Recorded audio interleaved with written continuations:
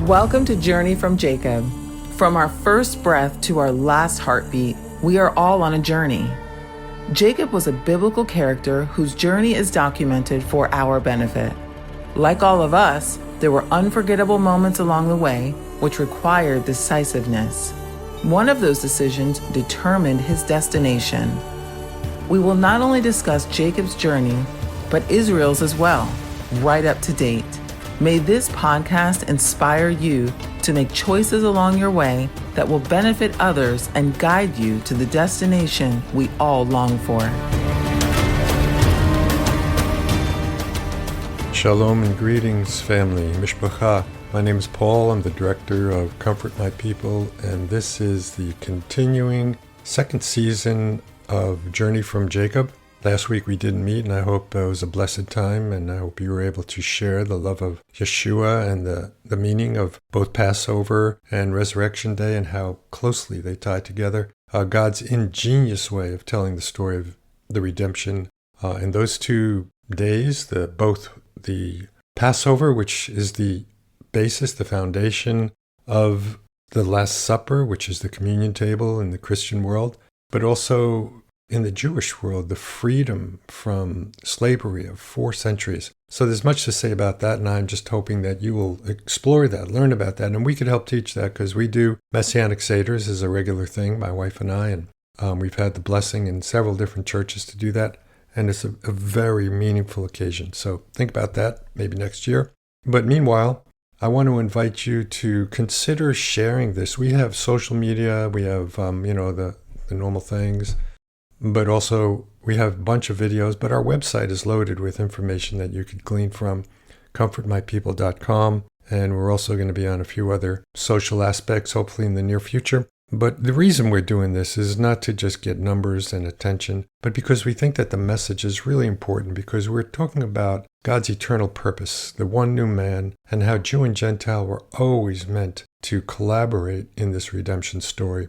But it's been divided for way too long. It was at its height in the first century with the early church, and yet things have subsided. And that's a way too easy, kind way of saying things. But we all play a responsible role in bringing back what was once concealed, that was revealed in the first century, and the enemy successfully concealed it up until now. And just recently, Gentiles are starting to realize that, hey, where are these Jews? And, I could talk about that quite a bit, and I've told some of that story, and we'll tell more as we go along. But it's to inspire you to play your role in bringing back what's deeply in God's heart is for the family of God to be the bride of Messiah, the bride of Christ, to be both made up of both Jew and Gentile into one new man.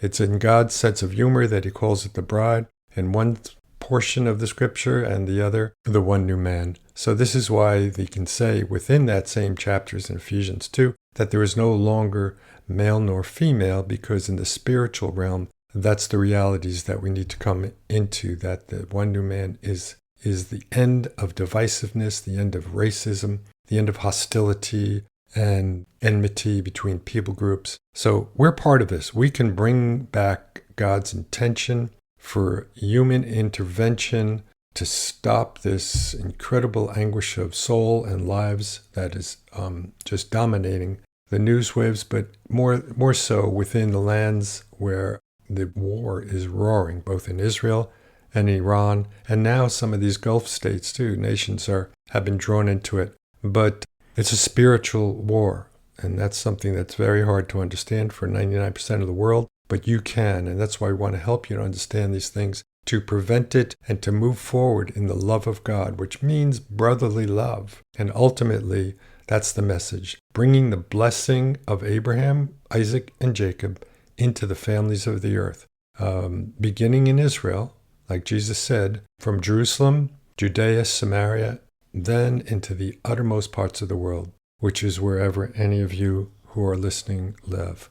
So we'll continue on. We're returning to the point in Jacob's journey, to the night when God gave him his name, his new name, Israel, which was going to be his identity. He went from striving against God to striving with God. Jacob's name also meant deceiver, and we're going to bring that out at some point here in this portion. So at this point, he's now the recipient of the blessing God gave to Abraham and his father Isaac, and he's already made peace with his brother Esau. You can go back and follow the progression. And that's the fruit. The first fruit of the blessing is that he promoted peace with his brother Esau, who the last thing that Esau told Jacob, then he told Jacob, the next time I see you, I'm going to kill you. So this is what happened when they met that next time, 21 years later. Jacob extended the dove, the white flag, and said, Esau, my brother, I want to be at peace with you. And they made peace. It was a miracle. But it was Jacob's leading, because of his name change, his identity change, that now he had this divine nature living within him.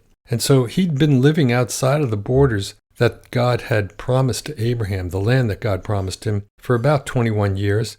Now it's his turn.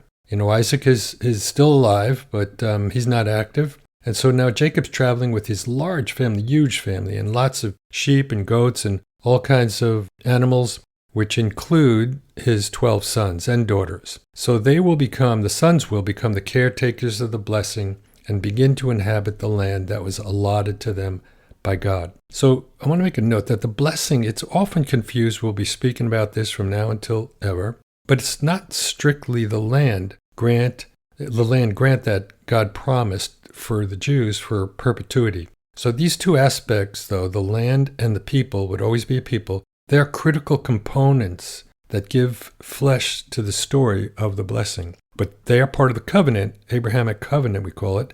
So as we read, we're going to see the land shifting into the possession of Jacob's sons, and it's going to not stop with Jacob's sons, his sons' sons and sons' sons. After that, the descendants. Descendants in Hebrew, the word is zerah. It's going to be seen frequently in this story because it's central theme. So the blessing is present, but we won't often see it materialize, and that can be frustrating. The essence of the blessing is spiritual, and that's why it can be passed down from generation to generation forever. It is similar to DNA, but DNA is physical in nature, and the blessing is not to be seen, but its effect. Just like the wind, we don't see it, but we see its effect. It's the same as the blessing. And the plan from God's heart is that it would materialize and move into all the families of the earth. And it will, because he said it. So it is spiritual, but it changes once it has to be received. So it's similar to this DNA effect,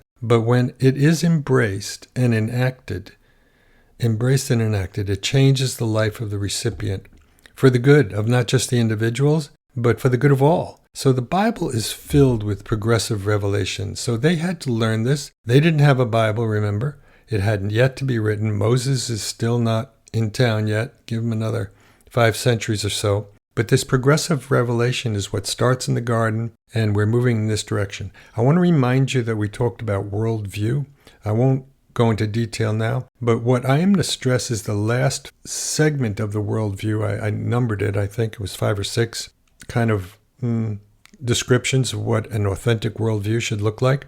But the last one is vindication, and the vindication is vindication of God and the belief system. And so in order for it to be a valid worldview, that God has to be vindicated. Now, this means any world religion. You can name your religion, name your God. But because this world has started off beautiful and got very confused and chaotic and violent, it's like, why did God create this? When he didn't have to, if he can do all things. So he has to be vindicated for giving free will to men because man chose his own way, which is sin. He ate from the tree of the knowledge of good and evil instead of the tree of life, and sin entered the world. Why did God allow that if he can do anything? This is what he needs to be vindicated from.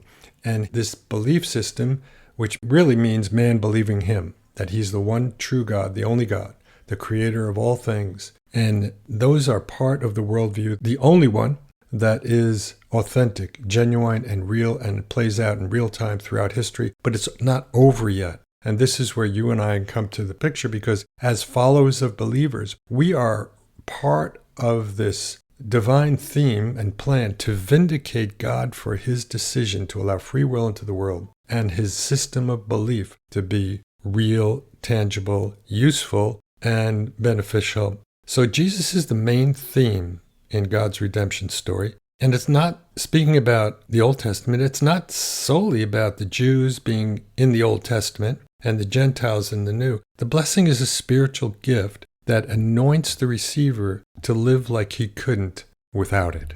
It is literally Jesus in action in the lives of humanity. So when his spirit takes residence in person, his presence will overflow. And not only overflow from him and kind of like drip around him, but it's intended to overflow into the people around him. So when we see Jesus, we see in him all the characteristics of goodness, power, sound mind, compassion, and authority. It causes demons to flee and seekers to become satisfied. In the Old Testament, though, we only see glimpses and shadows of this. But when we see the Jews operating under the anointing of the blessing, we can only anticipate that there is a greater one to come, and it's going to be realized somewhere in this story.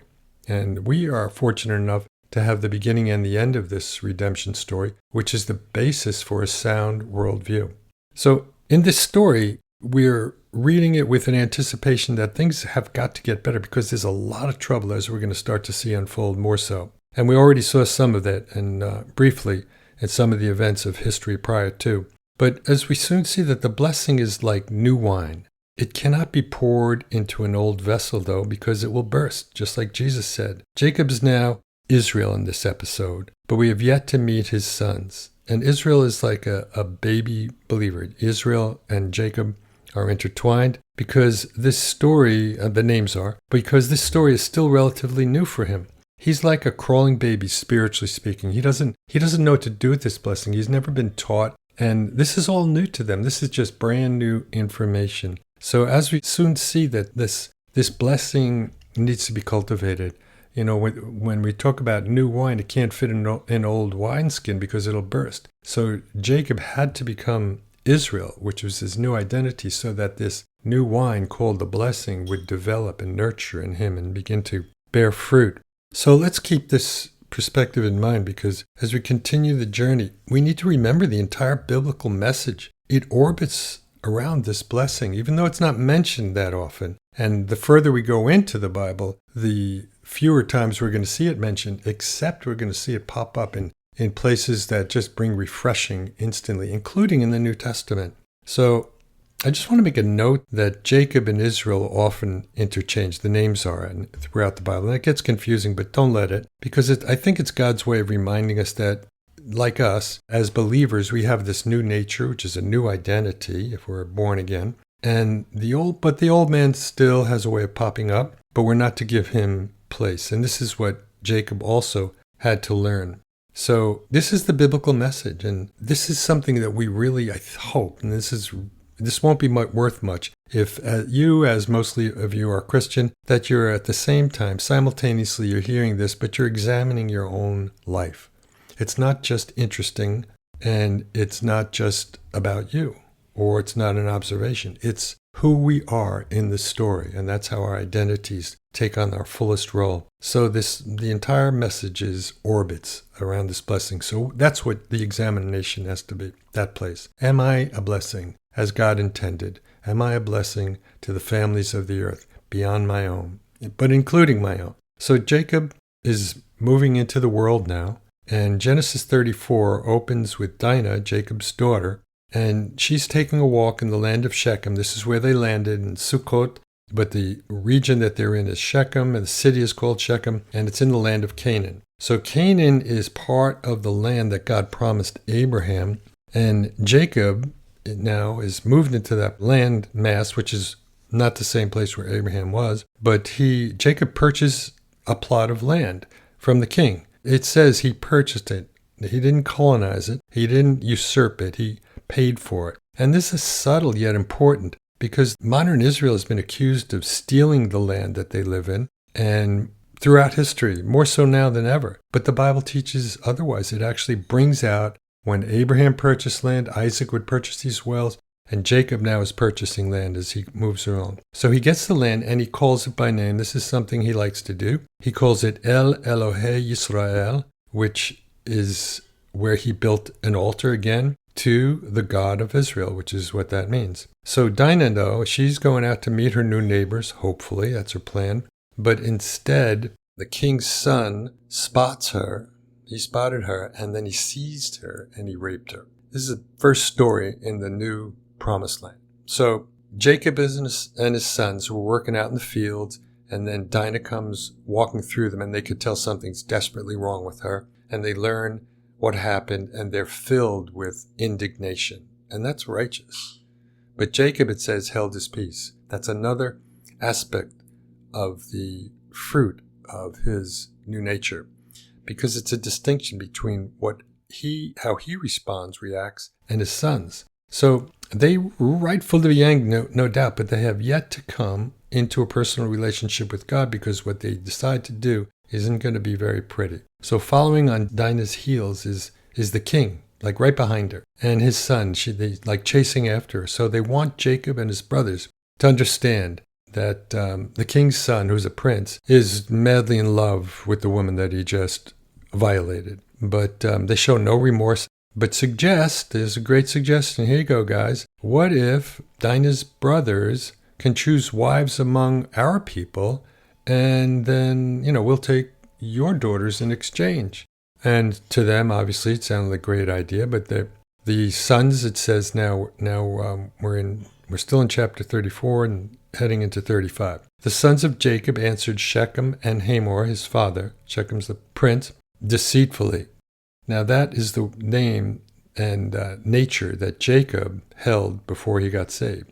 And here we have the sons and the fathers, they're plotting deceitfully. So the saying goes that the fruit doesn't fall far from the tree, but in this case, they had to come up with something quickly. I'm not defending them, and obviously their actions were totally wrong. But they answered deceitfully because he had defiled Dinah, who was their sister.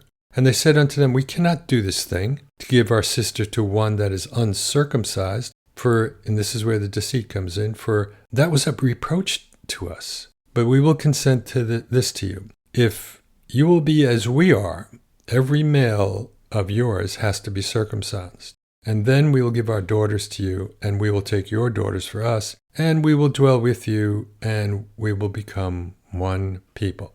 Now that's a pretty quick plan, but it's a deception. But Shechem, the prince, he was so filled with lust that it seemed a small price for him to pay. And so, on behalf of all the men in the city, the king agreed, we'll do this. And for him to convince his people when they went back to the city, he told them not only would they take their wives, this means the Shechemites, but they would also take their livestock. So they were also in the deception side. And so all the men were circumcised. Now on the third day after the circumcision, that's when the sorest, 3 of the brothers of Dinah killed all the prominent men of the city. It's pretty intense that they could do this, but remember, they were circumcised, incapacitated.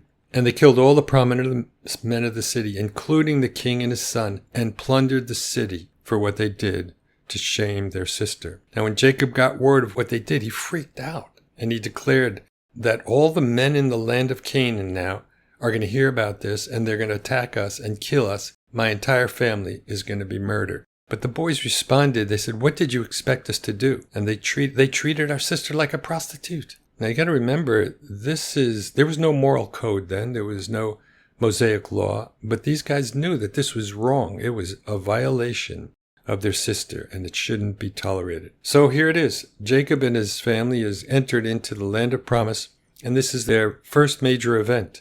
Welcome to the promised land, Israel. Can you feel the tension in this newly unfolding drama of a righteous man in his attempt to carry this blessing into the land of promise? So this drama, it continues. Immediately God responds, and he says to Jacob, and I love to see these portions when God is speaking to man. And we see this frequently in the Old Testament, and it's so encouraging. So he says it's time to leave. Go to Bethel, where God first appeared to you, and make an altar. This is God's direction for Jacob. So Jacob tells his sons to get rid of their idols and their earrings and purify themselves. So they had already embraced in the land where they lived, amongst the pagans, their practices. And now they're stopping. They're removing them from their existence, even their way of dress. And they changed their clothes, they purified themselves, they washed. And as they traveled to Bethel, the terror of God fell upon all the surrounding cities. And when they arrived, Jacob built another altar and proclaimed that God had answered him in his distress wherever he went. So there God reminded Jacob that his name is no longer Jacob, but Israel. And he went on to say, I am God Almighty. Be fruitful and multiply. A nation and a company of nations shall come from you, and kings shall come from your own body. The land that I gave Abraham and Isaac I will give to you, and I will give the land to your offspring after you.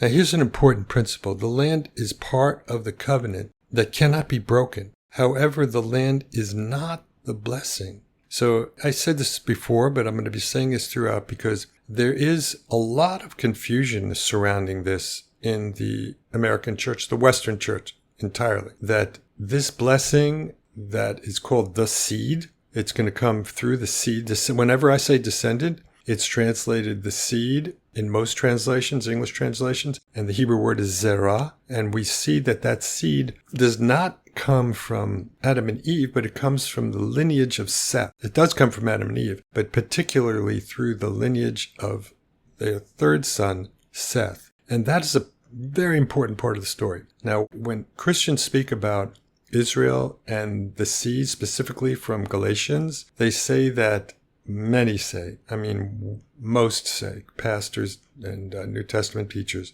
say that the seed is Christ, which it says that in Galatians. It is Christ. He's in the line of Seth, which travels through Noah, Moses, and if we keep going, it's David, and on until we get to the New Testament, when we find Mary's descendants are also from the tribe of Judah, Joseph as well. So this is the son of David, the son of David. And so that they say that he is the seed, which is rightfully so. But that does not negate that the Jews are the descendants of this promise of blessing. But when it's explained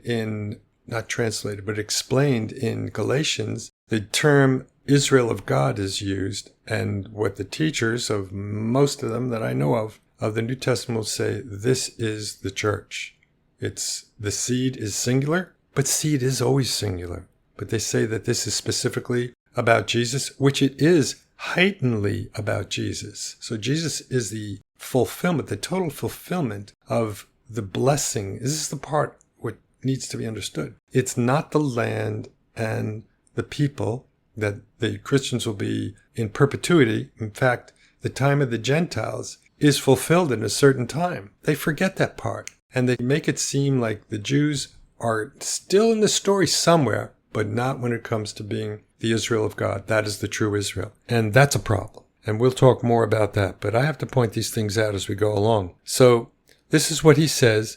The land that I gave to Abraham and Isaac, I will give to you, and I will give it to your seed, offspring, Zerah, forever.